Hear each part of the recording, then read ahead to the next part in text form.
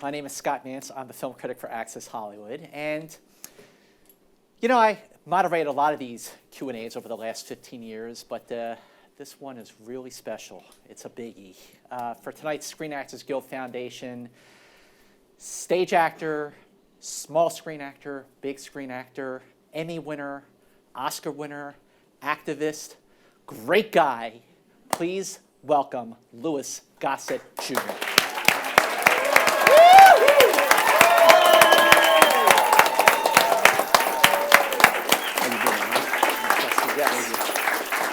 All right, sit down, sit down.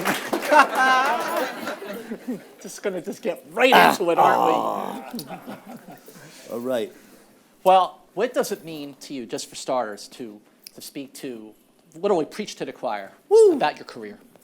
It's wonderful to be alive, to be healthy, and to be active and close to God, and count years, and be sitting here in full health and spirit, and mind and body, and very, very grateful, very quietly grateful. Well, we're grateful for your time. I mean, you are really busier than ever. You're got a lot going on right now. Well, there could be more. I don't know.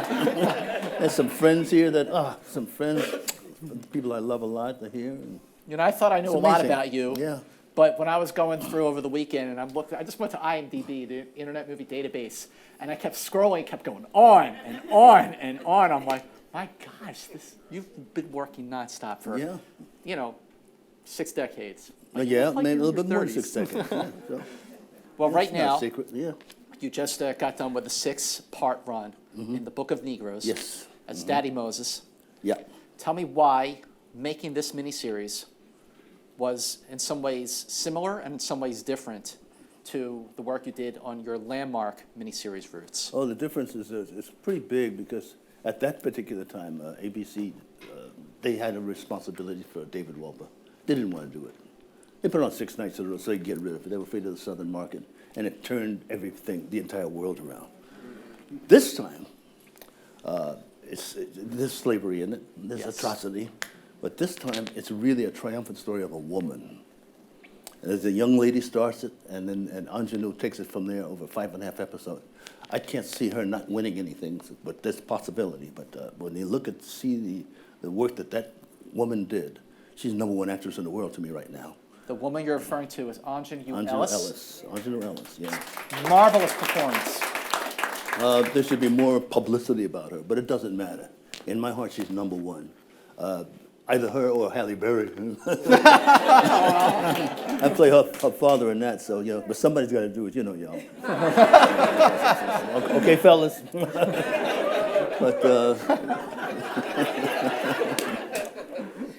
But it's a pleasure. It's a blessing to be on the set with Halle Berry or Ingenue Ellis or the people that I've been with, and then of course the men, the Nick Cannons and the Michael K. Williams from Boardwalk Empire. Oh yeah. And then fantastic. And then Madam Secretary, going back to Brooklyn.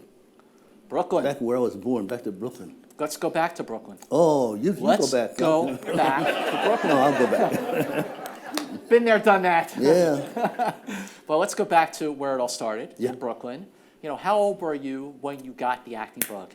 I got the acting bug from an English teacher.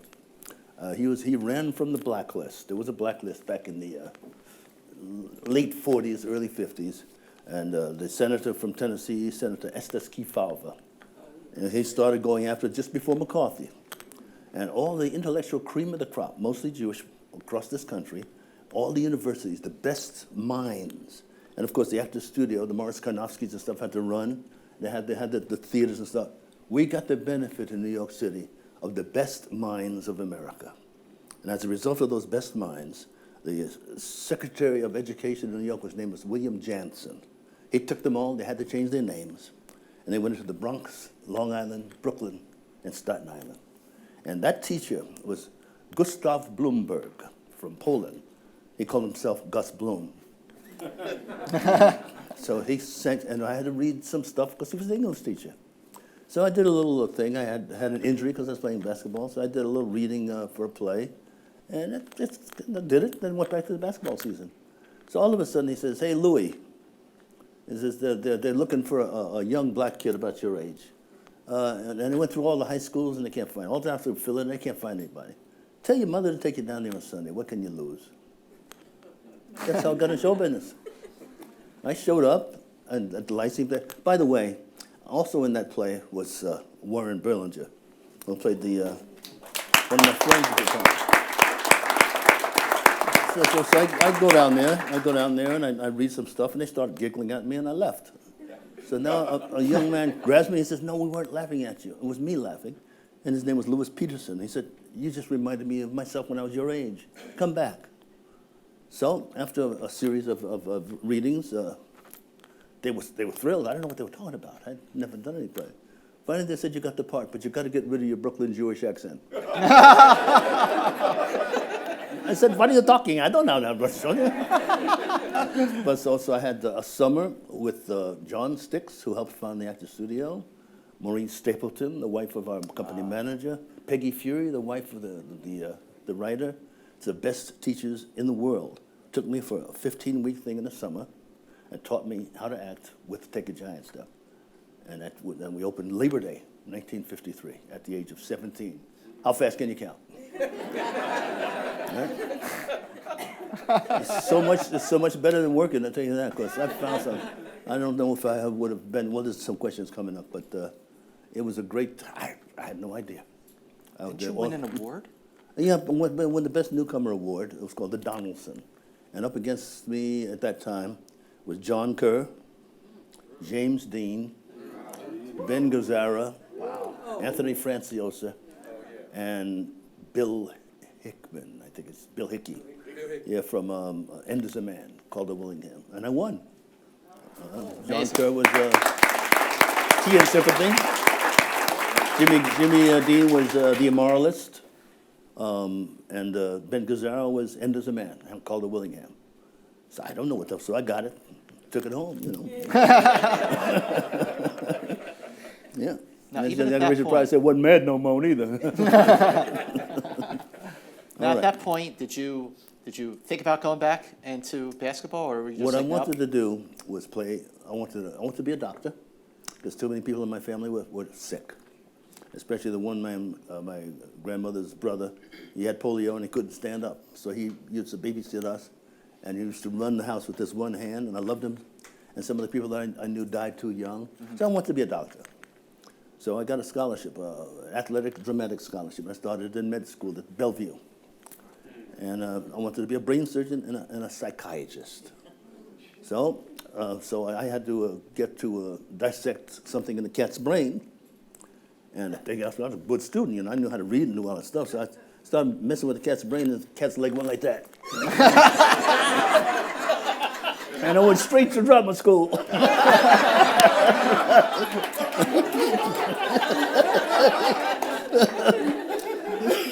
That's a true story. And then I joined the drama department. I had a scholarship, played in the NYU freshman team. I was the only black guy in the NYU freshman team. The next year, there was only one guy on the team who was white, because there was Cal Ramsey, Happy Hairston from the Lakers, Zach Sanders for the Celtics, Mal Graham, Barry Cunningham, and Barry Kramer. He was one of the best ball players. They went 21-1. I played maybe 3 or 4 of those games in between jobs in television and theater. So finally, I think God said, "What do you want to do?" So in 1959, I got a job from Lloyd Richards and Lorraine Hansberry, and that was the same year I was invited to the Catskills to the rookie camp for the Knicks. And I went up to see if I could have made it. Probably could have, but I'd still have splinters in my butt. But there was just no money, and a lot of violence up in there, and I had more money in my pocket than they had in the bank. And it's a different ball game today, because it would be a different decision. Then I went back and joined Lorraine Hansberry and A Raisin in the Sun, and the rest is history. Yeah. Wow.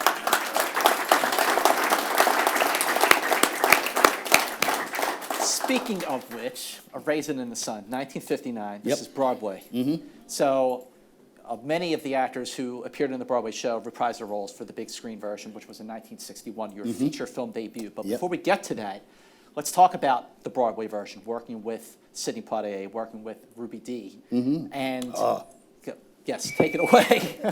Well, I was experienced enough that I was with special people. They took very good care of me. My father was the late Frederick O'Neill, the first African-American president of Actors Equity. Then there was Maxine Sullivan. You have to really look in the history books who that was. Tisket Tasket was her favorite. Then she was followed by Helen Martin. You see her in the sitcom. She's gone. Then you had, take a giant step, you had Jane White. I have a poster of Jane White. Jane White's father was Walter White, who started the NAACP. So I'll tell you, do you have time for a little story, a little anecdote? Please. Okay, so I was the new kid on the block, right? The word went out that this new kid was knocking them dead. I had no idea about this fame. I just was too dumb to be nervous. But on Wednesday and Saturday matinees, some of the Black history would come backstage to see me. What I mean is Count Basie, Duke Ellington, Paul Robeson with this big laugh. He'd shake my hand and his finger would go up to my elbow. But I didn't know. I did not really know who they were. I mean, and Josephine Baker came back. Wow. Then my young counterpart, Eartha Kitt. And they all would come back and we'd hang out and they'd bring me food and stuff. And they were so proud of this 17-year-old. They were very excited. So one Sunday afternoon for a matinee, my great-grandmother, we'll talk about her, she died when she was about 115 years old. So she lived long enough to see me and Take a Giant Step. And I had a line in the play, Take a Giant Step. Damn it, Grandma, I'm not going to do that. So that's the line in the play. So all of a sudden, I got a room full of Duke Ellington and Count Basie and all that. And all of a sudden I hear, get out of the way.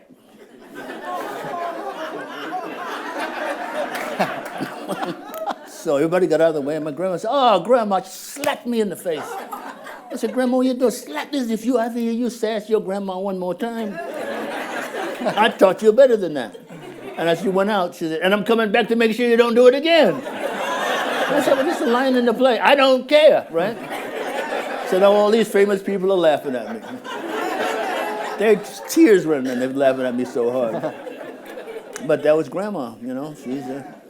She still sits here, but it's still a great life. It has been, and it's still a great life. All the ups and the downs, all mountains that you have to climb. Go ahead. The prospect of working with Sidney Poitier as a young man, as an aspiring actor, was that exhilarating to you, or were you nervous? What kind of advice did he give you as a young actor? Sidney was one of those actors, along with James Earl Jones. They did moments so right that I had to keep from copying him. His walk, the way he did lines, I had to work very hard not to copy him, because I thought what he was doing was the only way to do it. Yep. So for a minute, I copied him for a while. And then finally, I went off on my own, you know. But he's still one of the most impressive actors that I've ever seen. Absolutely. His instrument, because there's some actors out here, his instrument is so facile that there's no other way. When you see people do moments, there's no other way to do the moments but the way he did them. So Ozzie came in, he did the same thing to me, and he didn't do anything the same way. Ozzie Davis, the best actresses I worked with, knock wood, was Cicely Tyson, Maya Angelou, Abby Lincoln. And the white ones was Kim Stanley and Kim Novak, not Kim Novak. I did a scene, we'll tell you later, about Marilyn Monroe. That was very brief, you know. Talk about method acting, boy. Yeah, but I put it in the book. Now, if you want to buy the book, it's for sale. Yeah, but it's been quite a life. That is going from the stage to the screen. You know, because the '61 version was your feature film debut. Which did you like better? Did you like doing the Broadway version, or did you find that making the film and taking off from there was like, okay, that's what I want to do? Well, I was born in theater. That's always going to be number one. Right. I look forward to going back. That's if you start in the theater, even if you haven't done it now and you want to do movies, start in community theater and do something hard in the theater. Fail doing it. But anything that you do in the theater will give you more than enough tools to do anything in front of a camera. Absolutely. because you have to do your own close-ups, you know, your dynamics, the entire thing, and you got to control it. So once you go from there to the stage, to a large screen and small screen, it's a little easier. It's still hard, but theater is a great foundation. It's like I look boot forward to camp. going back. Yeah. It's like boot camp, Yes, sir. absolutely. Yeah. Well, we're going to be taking questions that were submitted by members of the SAG. First one is from Zan. What would you suggest, or what did you do as a young actor, in addition to what you've told us, to build your career? Oh boy, my teacher, in the actor studio, I bonded with a member named Frank Silvera. Frank Silvera first was, he was part of the original stuff. He taught Brando, he taught, all those people were learned by Frank Silvera, who never played a black man until he came out here. He was in Hatful of Rain with Ben Gazzara and Anthony Francioso. He was their Italian father. Nobody questioned it. He was just a great actor. Comes from the Caribbean. His brother was a calypso singer. And then he was in Viva Zapata with the guy with the tinted glasses playing General Huerta. He was the chief in Mutiny on the Bounty. He started way before the American theater being. He taught me some stuff. Every class he taught me, and we were sometimes in storefronts, sometimes in the subway stations. We followed him like he was like a Pied Piper. One of the things I remember is that if you want your audience to be impressed and laugh and be impressed and cry, it's like you're here and the audience is here and you're going toward the edge of a cliff, and you stop and the audience will go over. You don't have to cry to make the audience cry. I never forgot that. You have a love affair with your audience and your camera so that you can kind of almost, it's not manipulate's a bad word, but you kind of bring the audience with you. You know how to do that. So he taught me all this stuff. He taught me about the fourth wall in front of a camera, even though it wasn't theater. He taught me dynamics. He taught me about the internal engine. He talked about what you could do with the eyes and how very little you have to do in front of a camera, as long as the furnace is going. So he did that. He broke me up. The actor studio was a good thing, but Frank Silvera in specifics woke me up and opened me up. And I haven't been closed since. Wow, that's amazing. Throughout the rest of the 60s and the early 70s, your list of credits on television is pretty boundless. The Young Rebels, the Mod Squad, Good Times, the list goes on and on. What were some of the ones that stuck out as the ones you really enjoyed? Well, the Young Rebels, I met my publicist, Stalin, at Screen Gems doing the Young Rebels. And it was the Young Rebels was a series where we were the Revolutionary War against the British. So there was a young man, Alex Henteloff, he played young Benjamin Franklin. Then there was Rick Ely, who played the lead, the kid. And then there was Philippe Fouquet, who played General Lafayette. And I was the blacksmith. I just wanted to have to do some research. I went to blacksmith. That's cool. I was the blacksmith. Handling the horses and stuff. So there was about 7 or 8 episodes, and everybody was a hero to save the day. The girl, she was Betsy Ross, and then Rick saved the day, and General Fouquet saved the day, and so I said, hey, wait a minute, guys. I'm the one with the muscles. I handle the horses and stuff. Why don't you let me save the day? So the rewrite came back, with a little catch-up on it. And the first episode, my name was Isak, right? And the first page said, Isak receives a large blow in the head.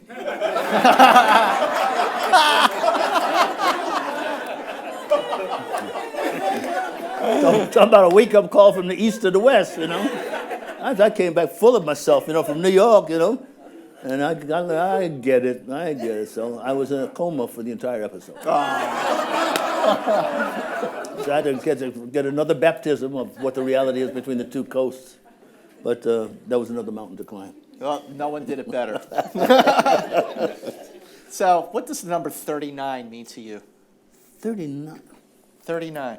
39. 39. Does anyone know? That is the number of Emmys that Roots was nominated for. Wow. 39 Emmys. Wow. It won 9, including Louis Gossett Jr. Wow. Impressive, I huh? remember that, yeah.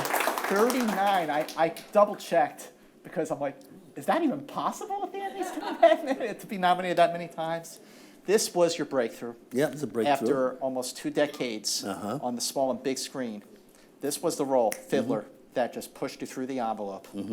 But nobody knew that Alex Haley's roots would break through in that way. In fact, I believe the network was a little bit They were nervous. They couldn't. nervous. It was Uncle Ben's long grain rice got all the nods. But they couldn't find good sponsors and stuff. There was just a lot of fear. Of course they said we knew it all along, but Yeah. how do you know? Hindsight's How do you know that? 20/20. Yeah. But let's talk about when you first got approached, when you first became involved. Like, did everyone making know that this was going to be a milestone? Like, did they believe in it, or were they nervous too? Everybody was nervous except David Wolper, who was the last thing on his David Wolper. contract. Yeah. And they picked what they thought were the top actors and actresses. They had Cicely and and that the man jumping over a suitcase. What's his name? Mujay? He was on there. Yep. Yeah. And then there was Maya, and then there was Jack Crowder, who held the baby up, behold the old things. There was all these great people, and I said, boy, I want to play his father or something, and I had to play Fiddler. I said, damn, excuse my expression. And that's Uncle Tom. I said, well, all these parts are going to use me as an uncle. I want you to call him up and cuss him out. Still, Fiddler. Yeah, sir, well, come on. So finally, I said, okay, all right, okay. So I did some research, and you know what? There's no such thing as an Uncle Tom. If it wasn't for Fiddler, we wouldn't be here. Absolutely. As Africans.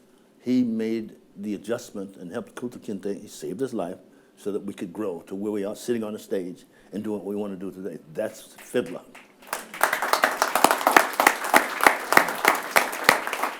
That's my grandmother, my great-grandmother.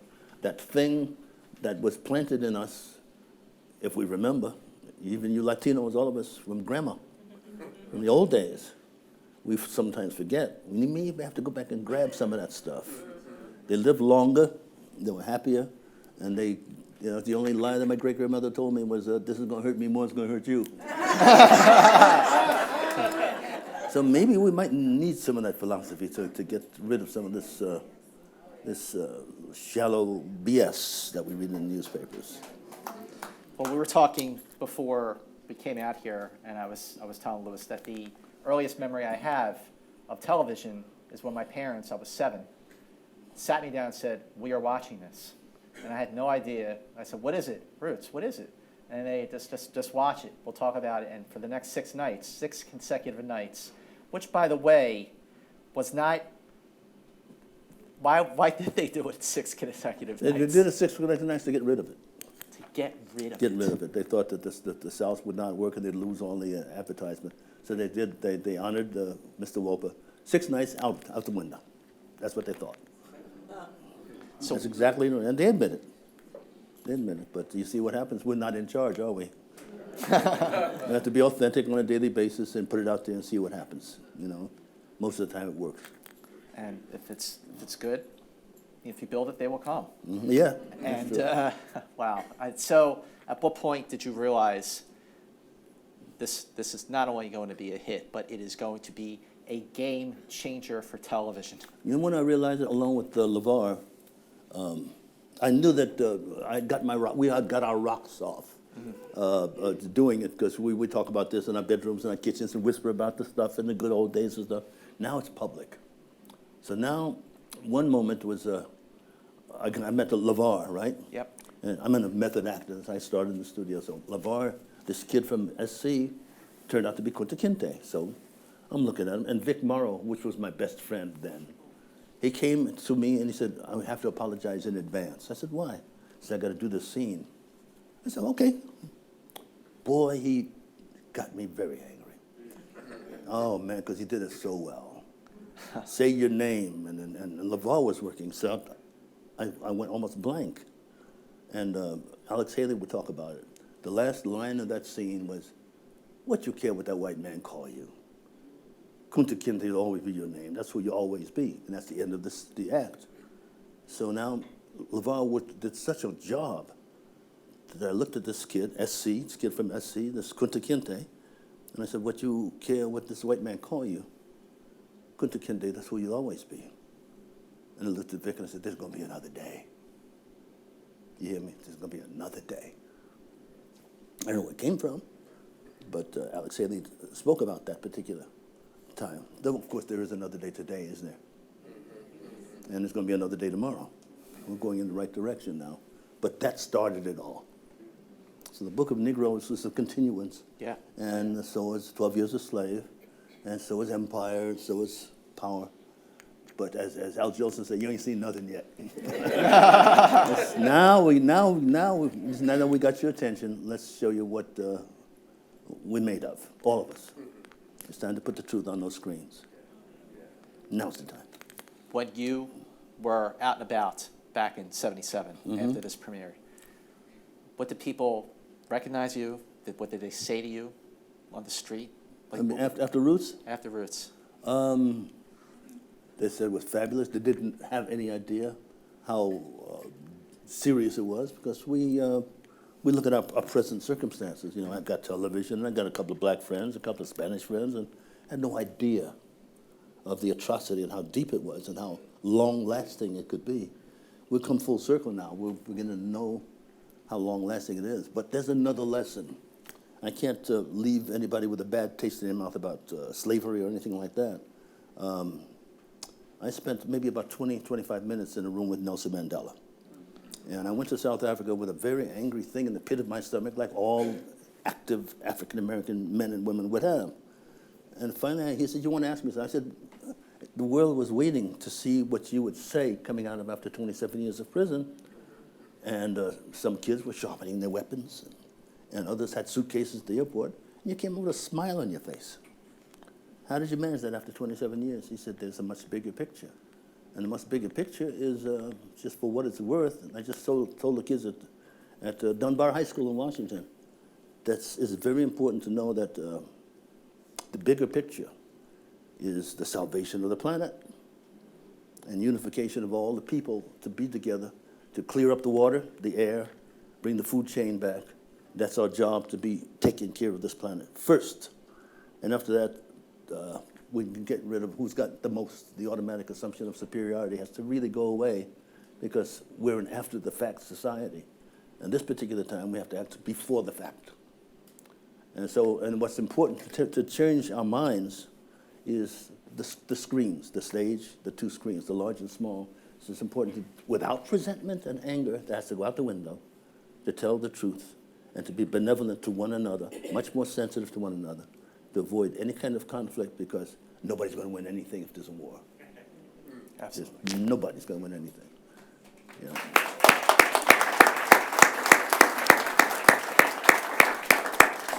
So today is foundation time, and I brought you a gift.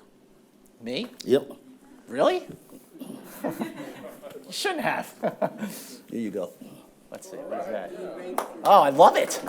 I love it. Yeah. Thank you. Wait, hang on. Perfect, it's a large. Look at that, there you go. Thank you so much. Yep. All right, see? I was not expecting that, by the way. I knew that. But I just want to talk just in terms of other memories you have from the making of Roots. Uh-huh. I mean, because how long did it take to film? And what were the 6 months, 6 to 7 months. Yep. And of course, my two best friends, one was LeVar, and of course the other one was John Amos. Oh yeah, oh John Yeah, Amos. yeah, and that we're still buddies today. Yeah, he still wants me to give the Emmy, but he's got to come through me. He's a good man. They're all great men. The night of the Emmys must have been really something. I mean, I remember watching it, again, vivid memory, I was now 8, but I still remember it because it was just so powerful. I mean, the miniseries itself was powerful, but then the night of the Emmys. Yeah, that was a very electric night, What are some of your cherished memories from that? Other than your put that aside, yeah. No, but there was just so many things. There was this music from the whole theme was Roots. We were kind of a shoe-in, I think, because it was such a magic evening. Maya was there, and Cicely was there, and all these people that I spent 6 months with, and I watched them. Leslie Uggams, Ben Vereen. All of these people, and then of course there's Lorne Green, and of course Vic, and all those people. We made family. We bonded. You know, it's interesting. I remember thinking how because I watched Bonanza. I mean, who didn't? You know, the kid didn't growing up, and like a likable character like Lauren Green played such an unlikable character in Roots, and that was like that for other actors as well. Robert Reed, Yeah. and then I can't remember his name. I don't know why.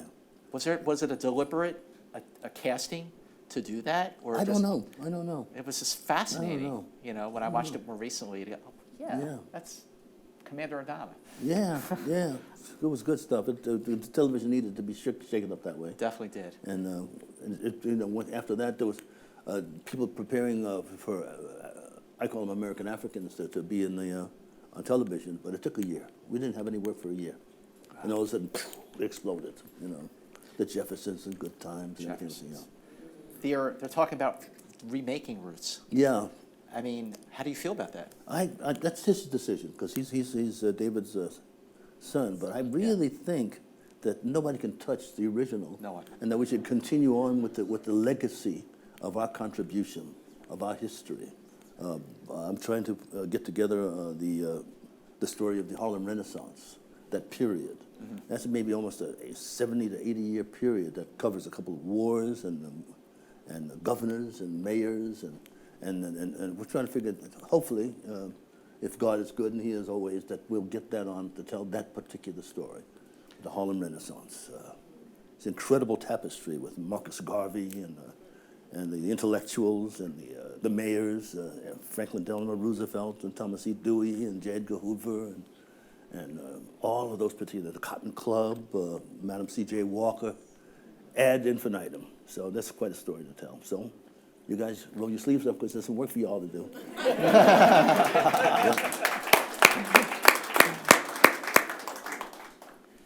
Gunnery, Sergeant. Yes. You're nodding your head. Emil Foley, 1982. An officer and a gentleman. Yes, give it. Get some.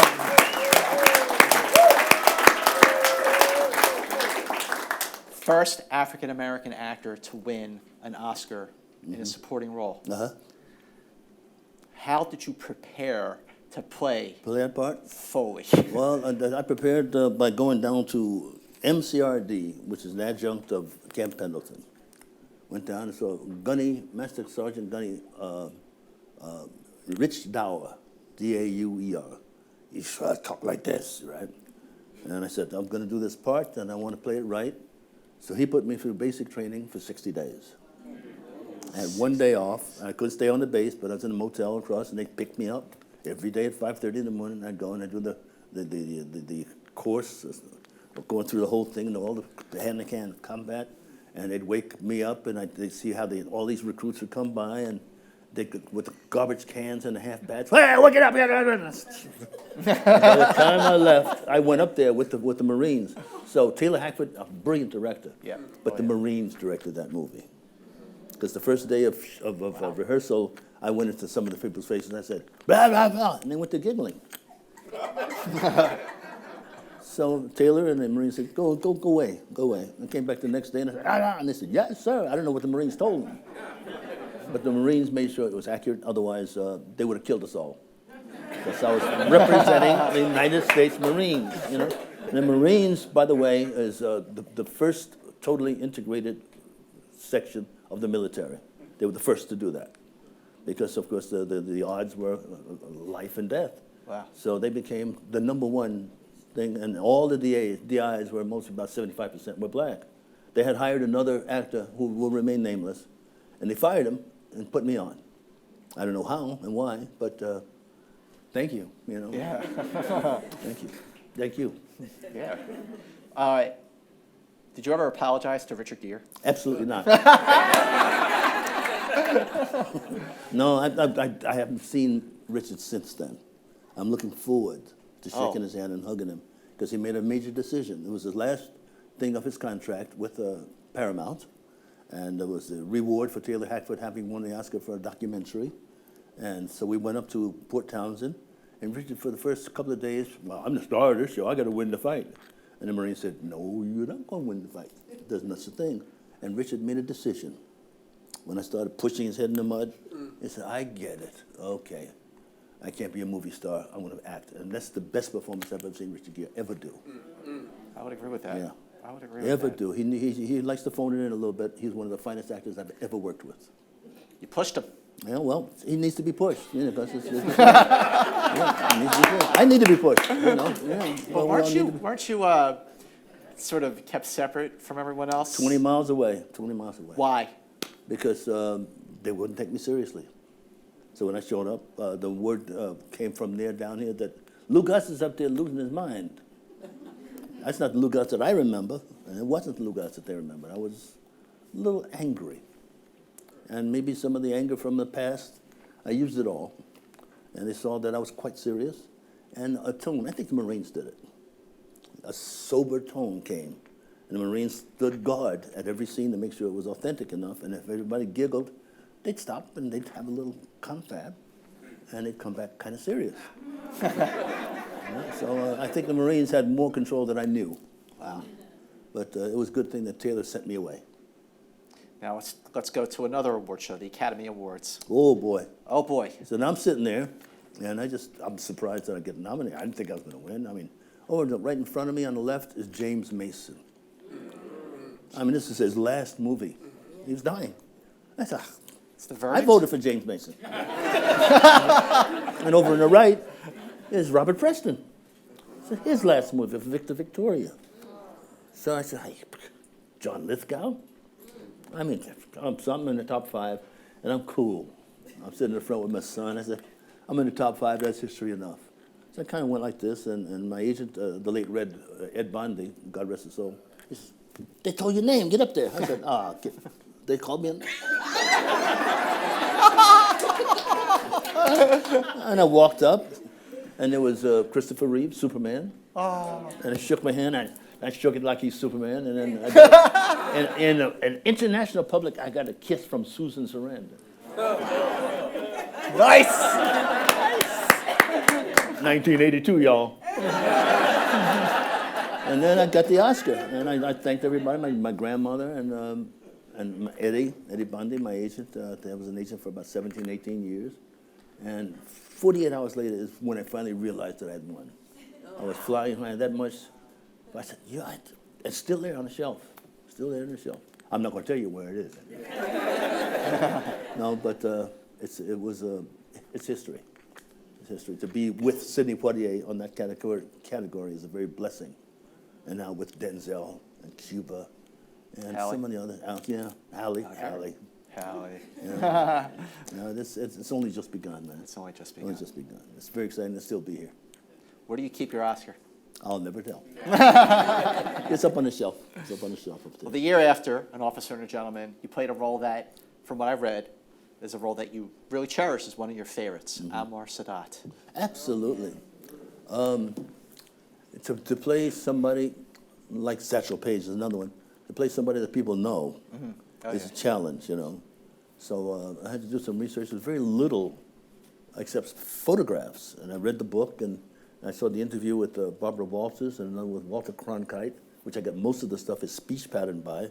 And then he was a man who was started as a hawk who wanted to kill everybody, and something happened in his life, and he transformed it. So over 4 hours, I started to learn about him and the religion, which is the spiritual part of that man, which was major. So I learned how to speak like him and learn about the tribe that he came from. And he came from the darkest tribe in Egypt. He's from I learned about what he had in his pipe. But that's what they did. And then finally, I saw Barbara Walters, and I said, Barbara, I remember what he said to you during your speech. She said, what was that? She said, save some questions for Walter, Barbara.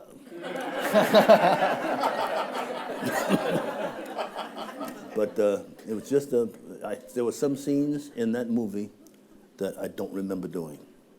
Why? I channeled him. He channeled when his brother died, and there was this one take when I opened up this thing, and I did that in one take. And when I came off that plane and to set foot in Israel. It was all in Mexico.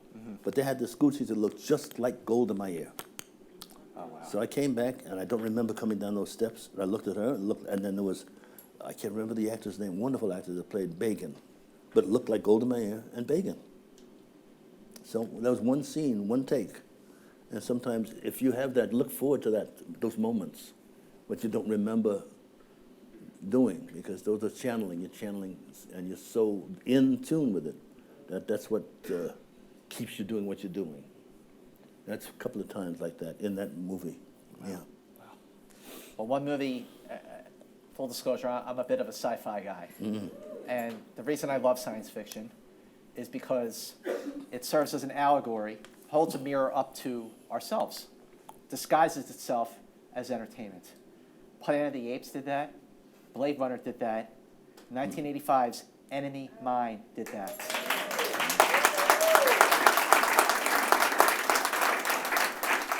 And I just thought I was going in to see a Star Wars type of movie, and what I got was a movie about tolerance. Yeah, it was a great, great story. Probably the most difficult movie I've ever had to do. I had to create something from scratch. The first director was Richard Longcrane, and we were in Iceland. And that place where that volcano that erupted and interrupted the air traffic, we were on that volcano. And after about months of shooting, it took 8 hours to put the makeup on. Wow. Then I had this rash that was starting. I said, now, if we have to do this for 6 months, I think the rash is going to get big. So why don't you call some skin doctor? There's no skin doctors in Iceland. They finally found one, a freshman, a little girl about this high. And she's a freshman in med school in Reykjavik.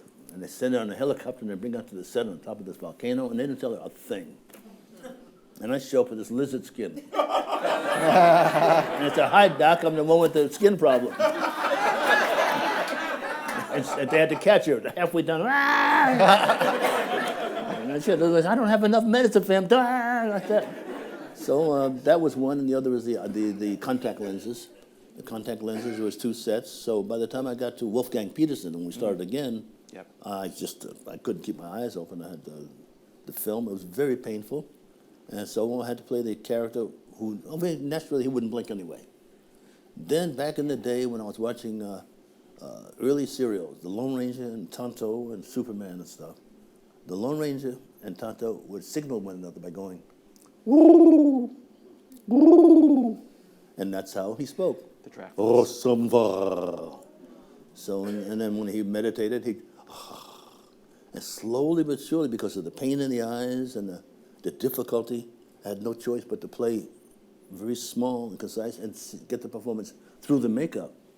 It's the hardest, but I'd do it again because it's a challenge to sit and play, to create somebody from scratch and think the way Grandma thought, really, and to speak. And I didn't have to really prepare, but I had, 6, 7, 8 hours of makeup and almost went blind for 10 days because of the contact lenses and the spirit gum. I'd do it again tomorrow. Nice. Very, I'd very do it again good. tomorrow, yeah. But you made not 1, not 2, not 3, but 4 Iron Eagle movies. 4! Chappie Sinclair. Yeah. Why do you love this character so much? Well, what got me to Israel? And I had been to Israel now 7 times in the last 25 years. First time was with Tony Curtis, right after the 6-Day War. But the first big time was doing, after one of the conflicts, I went to Israel. And because they had the only country that had, first of all, the best Air Force in the world, average age of 19. They had the MiG, they had the Corsair, and the F-16, all in the same Air Force. So they put us all in the planes and stuff, and somebody told me, don't eat your breakfast. I said, I didn't eat my breakfast. So I got on this plane, and they took me up, and for those things like darts, and I got out, and everybody's quiet, and I got out of the plane. How you doing? Fine. Came out steps, went all out to the dressing room and closed the door and threw up my dinner. But it's what a blessing. What a blessing to be in all these different places in the world and to learn the other cultures. There's nobody better than anybody else. We kind of need one another. It's important.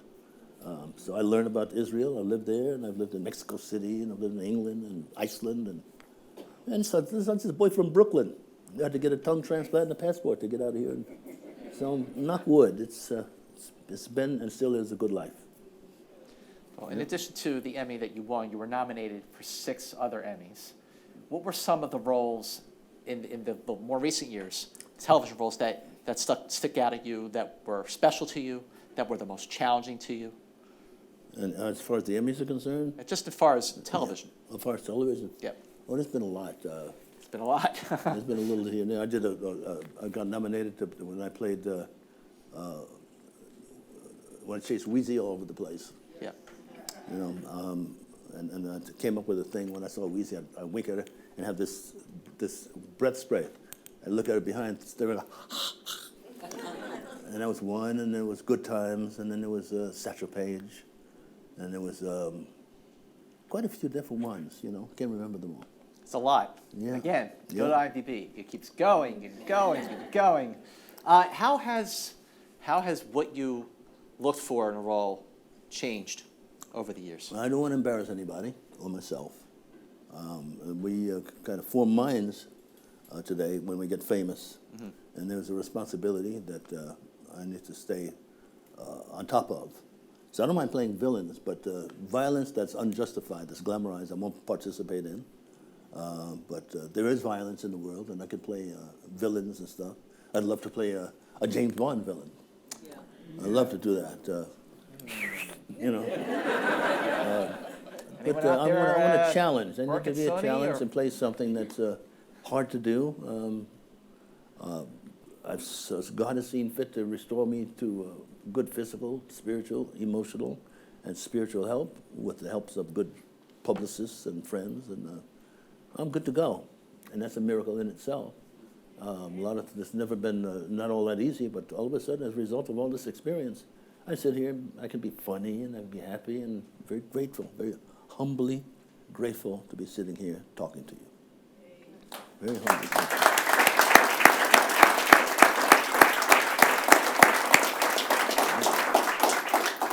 Who are some of the directors in the last maybe 10, 12 years or so that you really have come to admire? Oh, I admire, first of all, the old guy, George Cukor.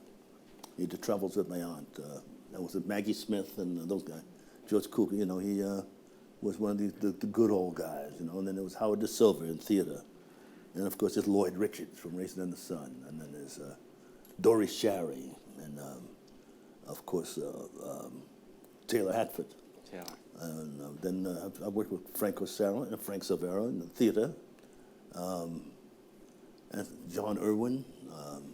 Some very good guys out here. Paul Bogart, who did Skin Game. Gordon Davidson, theater. A couple of nice people. Lloyd Richards. Some great ones out there. Jose Quintero, Frank Cosaro. All of them good, including Sidney Poitier, who was a pretty good director too. Yeah, so knock wood. Gene Frankel, all kinds of great ones. Well, Ahmad has a question. Ahmad, Mr. Gossett Jr., looking back now on a career of over 50 years, it's a good question. What would you tell the younger version of yourself just starting out and looking for a break? How would you encourage him? I tell myself that there's no such thing as impossible. It's just a test of your faith and your courage about if you want to stay there. You shoot for a 10 and you get a 5. There's no time for disappointment. There's 5 more than you had when you started. And then go for another 10 and another 10, and all of a sudden you look up and it's 25, 30, 40 years later. So if that's what you want to do it without anything getting in the way. If you find something else you want to do, you're going to have to do that, because this requires a lifetime devotion. Yes, it does. And I tried to go to basketball and go to music and all kind of stuff, but I'm an actor. That's what I do. It's my life. What do you think of the Knicks? The Knicks? Yeah.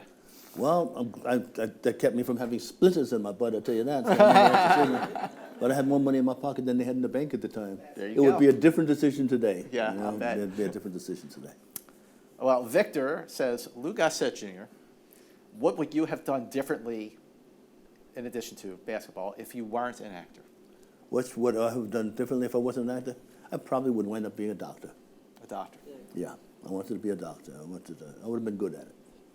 Oh, okay. We sort of talked about, well, we did talk about an officer and a gentleman, but Susan would like to know, since we talked about Richard Gere, Taylor Hackford, what was it like working with Deborah Winger? I love, they call her crazy, but she was a rebel. Rebel. Deborah, they call her wing nuts, you know? But her scenes with Richard, they didn't like each other, but you couldn't tell it by me when I saw them on the screen. I'd like to hate somebody like that, wouldn't you? Yeah. It was just, I mean, I didn't know because I was so far away from them. But they planned it that way. It worked. It worked well. It worked, yes, yeah. that really definitely worked well. Well, what, if there's one dream role after of all these years that you haven't played, in addition to a Bond villain, which is a great idea, what other role would it be?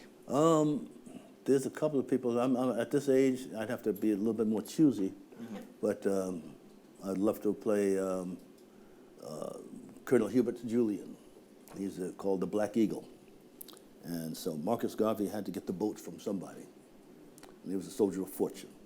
He supplied the weapons for Haile Selassie against the Italians. He was born in Jamaica. And they call him the Black Eagle. That's one. And the other is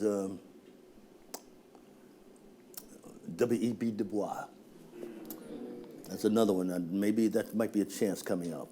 There's some sense. Or I'd like to have some hands in some of the heroes that you young people don't know, that you know that you have to stand on their shoulders and know upon whose shoulders you stand. And there's Deadwood Dick, Nat Love. And there's the guy that helped us find the Northwest Passage, James Beckworth. And there's Denmark Vesey, and there's A. Philip Randolph. You don't know, so it's time for you to know and to realize that you've made of sterner stuff.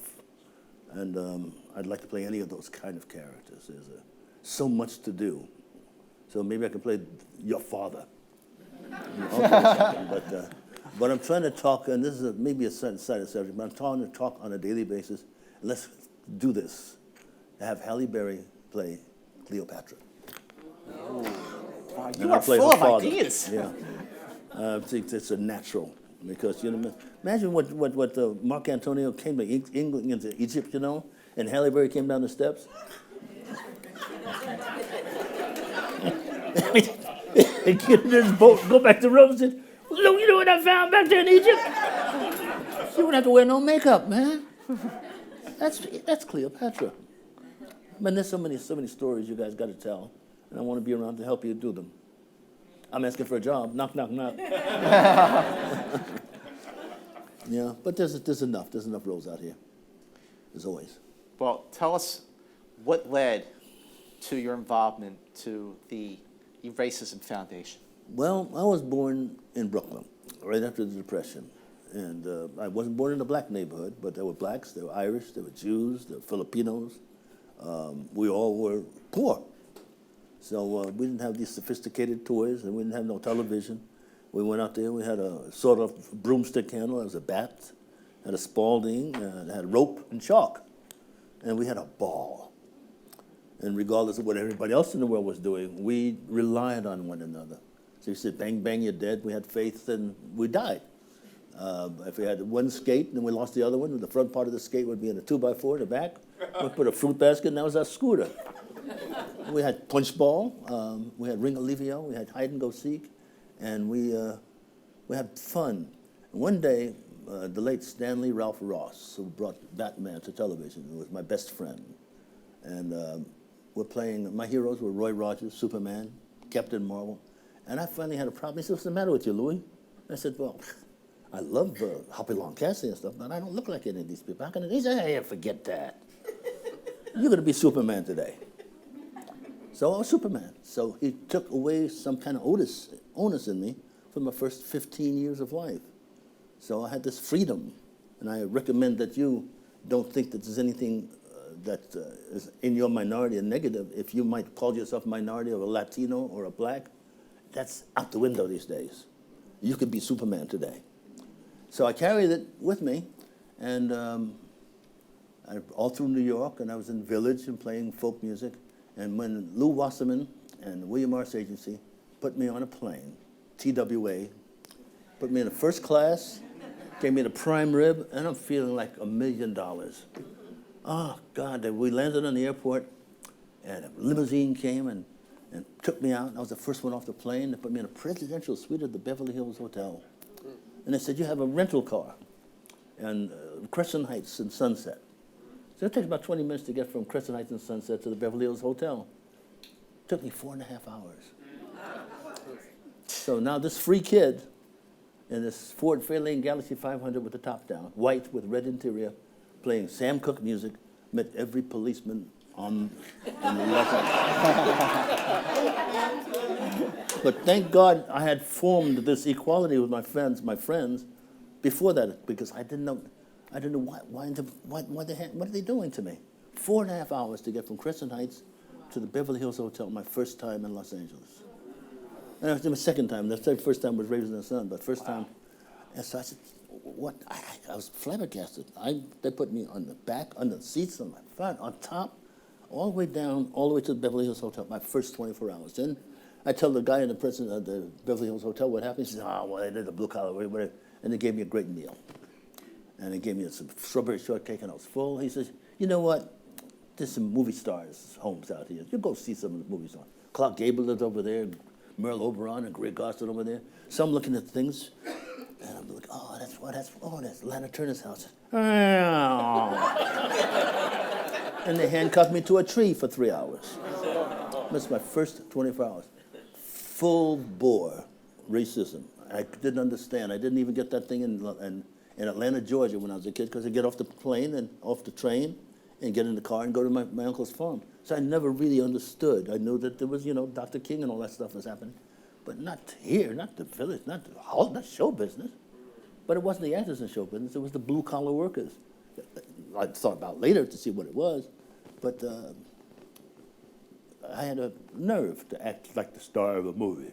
But I was there with Gig Young and Patrick O'Neill, Ann Baxter, Melvin Douglas, and that was the first movie of the week in television. It wasn't Lou Wasserman, but the police in the studio and the prop men and the stuff, they gave me a hard time, and it started to wear on me, and it got a resentment internally in my system, and then finally the bigger I got, the more I was sensitive to the differences, which I wasn't used to, and I almost destroyed myself for a minute until I realized that's one of these I'll show you kind of things.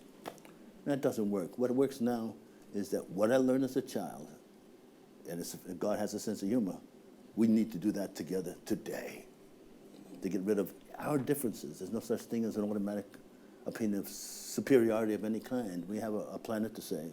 So I put the foundation together for young people so they can practice how I was as a child.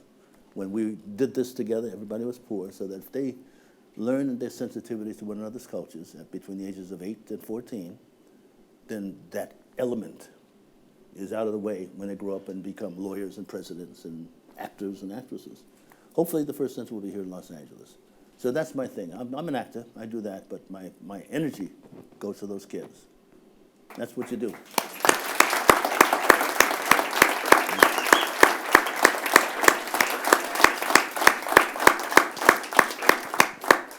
That is a perfect lead into my last question of the night, which is, how proud are you not only that you have stayed busy, again, IMDb, keeps going, but that you've stayed busy with roles that were significant, with roles, with performances, with television, with film, that had something to say continually. Well, I'm careful now. I've got a manager who beats me up on a daily basis. And he sits there, but it's nice to have a choice. I mean, the actors don't have a choice. When you're older, they didn't have a choice. But something really blessed happened in all those parts. And now the scripts are kind of significant. Not big yet, so get out there and send me some scripts. All you big guys, I'm available. But the choice is wonderful to have a choice. To either the gangbanger who kills somebody for nothing or somebody else. There's parts out there. I look forward to it. This is something you don't retire from. It's so much better than working. Yeah. It's a devotion. So I just feel like I'm just being born again. Full circle here, I'm sitting in front of you guys. That's a miracle for me. I was a small, that little skinny kid in Brooklyn playing stickball, you know. But I grew up with some pretty nice people too, the Barbra Streisands and the Neil Simons and the Neil Sedakis and the Warren Burlinges, and we all were together, and here we are together again. Thank you for your attention. I appreciate it. Thank you so much. Ladies and gentlemen, Louis Gossett Jr., everybody.